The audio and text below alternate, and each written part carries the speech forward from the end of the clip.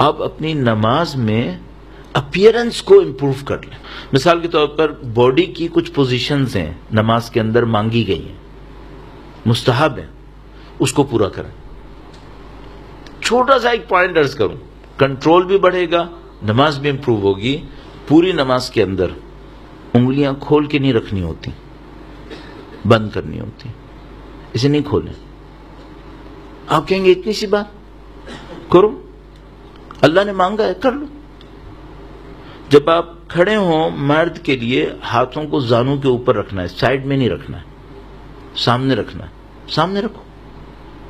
سب کی لاجک ہے اور معصوم کی بیان کی بھی لاجکس ہیں، ہماری سوچی بھی نہیں ہے، بیان کی بھی لاجکس ہیں. ہاتھ سامنے ہونے چاہیے، سائڈ میں نہیں ہونے چاہیے. مثال کے طور پر جب رکوع کریں تو انہوں نے کہا ہے کہ ہاتھوں کو صرف رکوع میں ایک جگہ ہے جہاں پہ انگلیاں کھلتی ہیں، باقی سب جگہ پہ انگلیاں بند رہتی ہیں. رکوع میں صرف ایک جگہ پہ انگلی کھلتی ہے. انگلیاں کھولیں، تھوڑا سا جو اپنے نیز ہیں اس کو پش کریں پیچھے کی طرف. کمر اسٹریٹ ہونی چاہیے، گردن بھی سیدھی ہو، جھکی بھی نہیں ہو، اسٹریٹ رکھیں. کانسیپٹ کیا ہے؟ کانسیپٹ یہ ہے کہ خدا میں تیرے راستے میں گردن کٹوانے کو تیار ہوں. مثلا جب آپ کھڑے ہوں تو آپ کے پاؤں، دونوں پاؤں قبلے کی طرف ہونے چاہیے، ٹیڑھے نہیں ہونے چاہیے. کوئی کہے کہ حرام ہے، حرام نہیں ہے، مستحب ہے. اس سے نماز امپروو ہوگی، اور نماز امپروو ہوگی تو یہ سمجھ دو آپ نے سب کچھ ٹریگر کر دیا، بہتر ہوتا چلا جائے گا.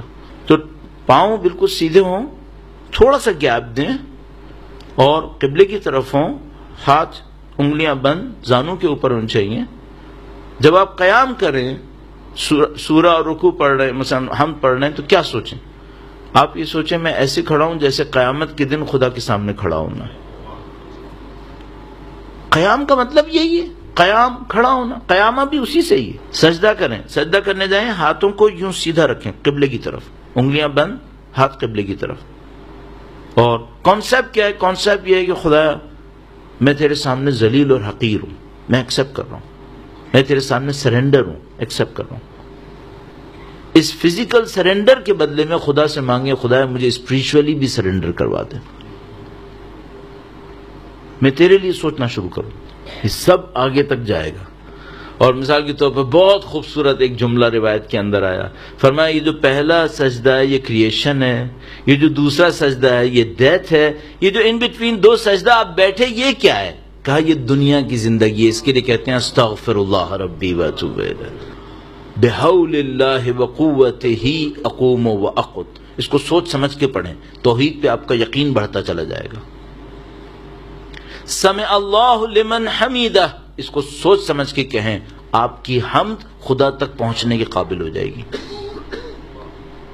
نماز کو اہمیت ہے، نماز پہ اور زیادہ کنٹرول بڑھا. جتنی آپ کی نماز اچھی ہوتی چلی جائے گی، آپ کی اٹینشن بڑھتی چلی جائے گی، آپ کی کیپیسٹی بڑھتی چلی جائے گی. اور میں آپ کی خدمت میں ایک عجیب بات اور عرض کر دوں، آپ کے ذہن میں ایسے کانسیپٹس کلیئر ہوں گے جو پڑھنے سے کلیئر ہو ہی نہیں سکتے.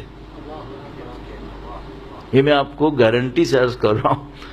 بعض اوقات گارنٹی دینا بہت سخت کام ہوتا ہے، لیکن یہ ہے کہ یہ میں آپ کو گارنٹی سے عرض کر رہا ہوں، یہ نماز بہت عجیب چیز ہے.